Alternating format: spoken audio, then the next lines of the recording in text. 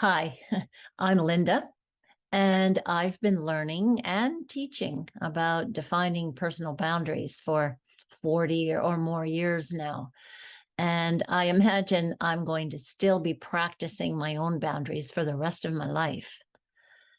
In the course of all of that, I've noticed that there's a lot of confusion and misunderstanding about boundaries, and that many of us find it challenging to have clear boundaries with others, and not only with others, but with ourselves as well. Defining our own boundaries is a process, actually, that involves several dimensions. A truly clear boundary begins with presence and awareness in our body.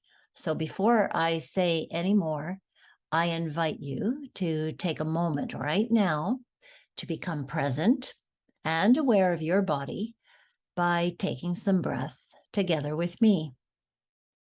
You can close your eyes if you choose. Make sure that you're not slumped or curled over so you can lengthen your body. Bring your chin back toward your neck so you have lots of open space in that column of connection, your neck through your body and your head.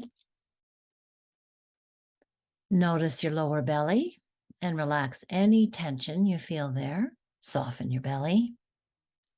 Also, relax your lower jaw.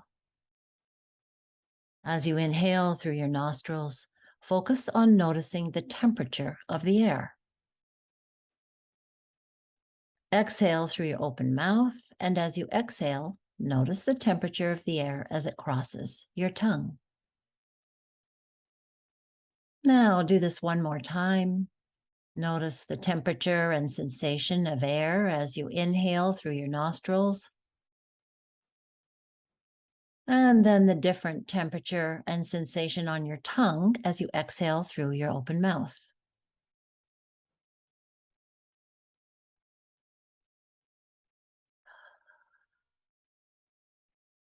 This very simple, conscious breath only takes a few seconds for us to become present and more settled. You may notice that right now, because so often we're operating on an autopilot and we don't even notice our breath. And we even sometimes forget that we have a body unless we bump into something or we feel pain or discomfort of some sort. Now, one of the reasons I say that the boundary process involves several dimensions is that boundaries are a relational, defining process that includes three dynamics all at play at the same time. And that's why they can be confusing. So, one of the dimensions is that a boundary, our personal boundary, is a container for all that's occurring inside of us. So, this is the coursing of our life force, our thoughts, our feelings, what's going on with us physically, emotionally. It's our psychological and our spiritual self, all of our past experiences, memories that are carried in our body, beliefs that we've been introjecting since birth, our hopes, our fears, our behavioral, and even our karmic patterning. So, at the same time as containing all of this, our boundary is also the defining limit. It's the defining limit between where I end and the rest of the world begins. So it's a distinguishing line between me, not me. And at the same time, my boundary is the threshold where who I am meets who you are. And this meeting, who I am, who you are, is referred to as the contact boundary.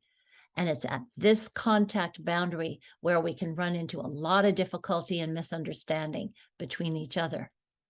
One more way to define it is that a boundary is distinctly different from a wall or a pattern of defense.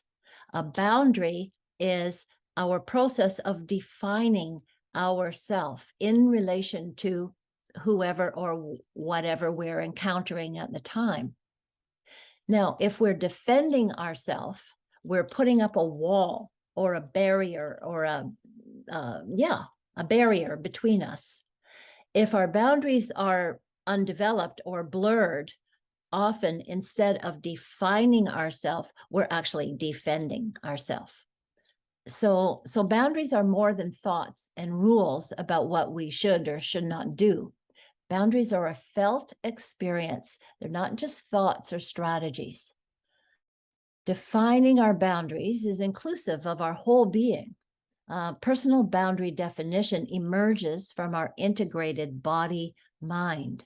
So boundaries are a somatic, emotional, and relational experience, not just a cognitive one.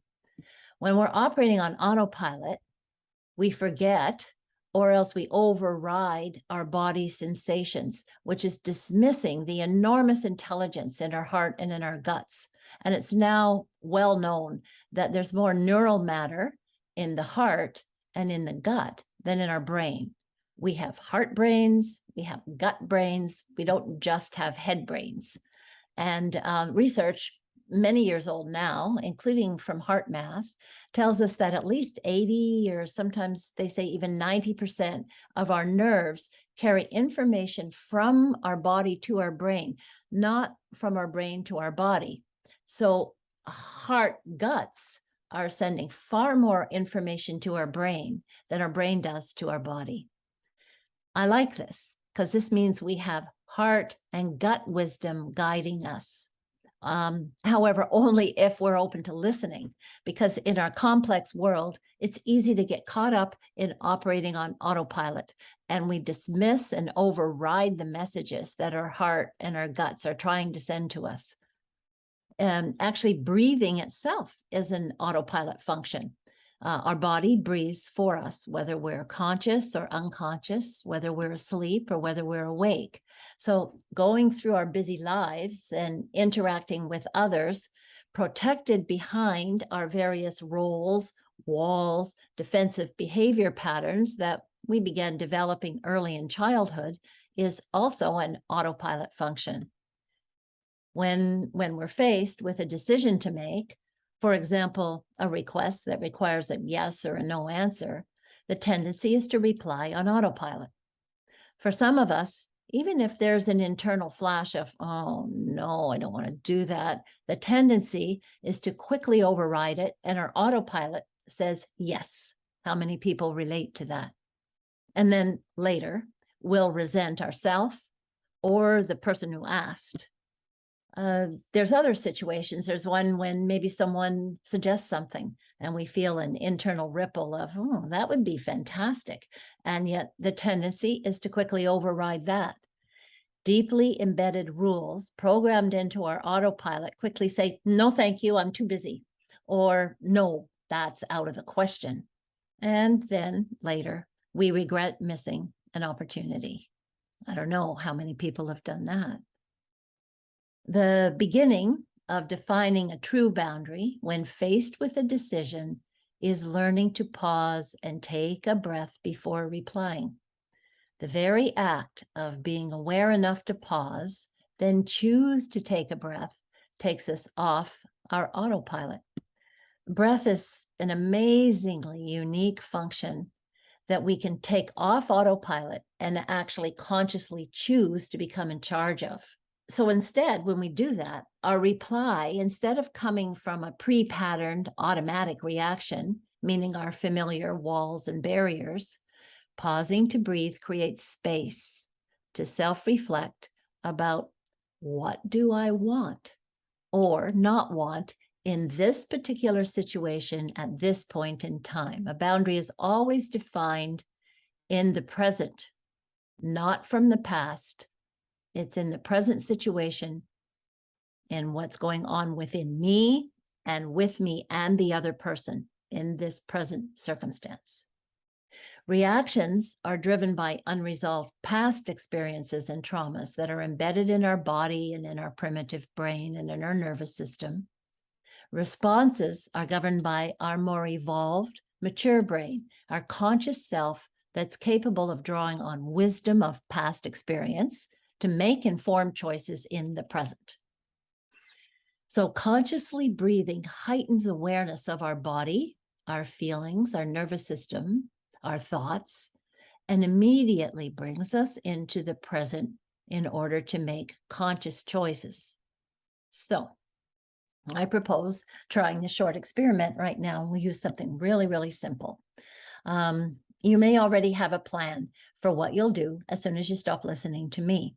So take a moment right now and just think about what that is. What's your plan? Something you're going to do in the next probably 10 minutes. And now I'll guide you in a short breath reflection. Straightening your body, relaxing your lower jaw, relaxing your lower belly. Feel any tension that you've been holding just kind of melt out of there. And now, deeply inhale through your nostrils to the count of 5, and I'll count. 1, 2, 3, 4, 5. Now, exhale through your open mouth, making a long, slow exhale. Make a sighing sound until you run out of sound and air.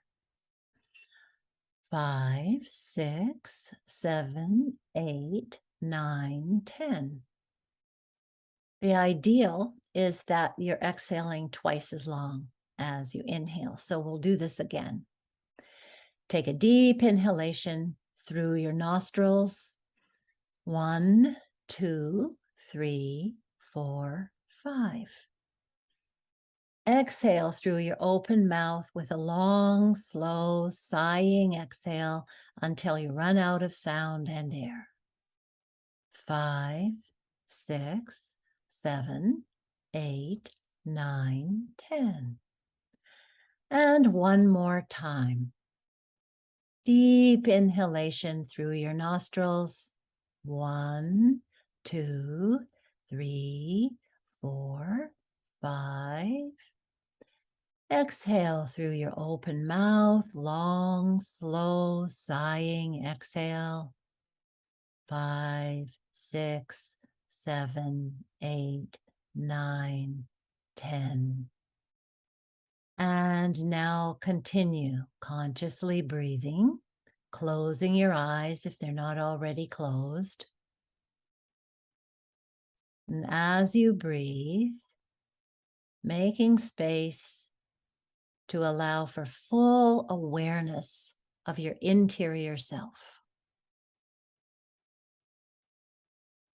Notice your body sensations. Aware of any feeling you may be experiencing.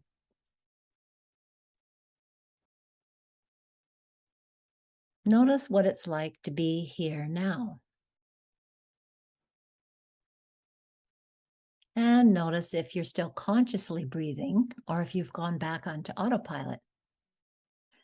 So as much as you can, continue to consciously breathe and at the same time ask and answer this question.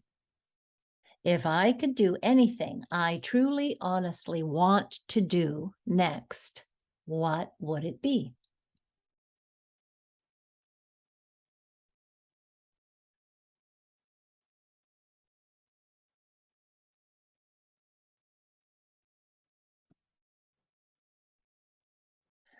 And as you continue to breathe, one more question to ask and answer.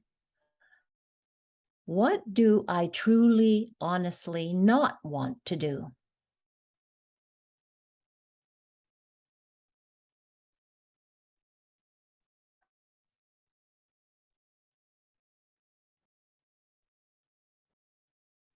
Now, what I'll say about this is that the foundation of boundary definition is to be honest first with yourself about what you really want and don't want. And that information is available when you breathe to become present and aware of what's going on inside of your true self. So, again, relax your belly, relax your jaw, close your eyes,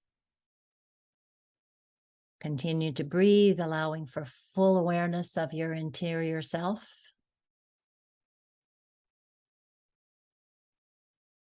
and ask yourself this question. Regardless of what I said I wanted, right after this is over, in all honesty, what I will actually do is.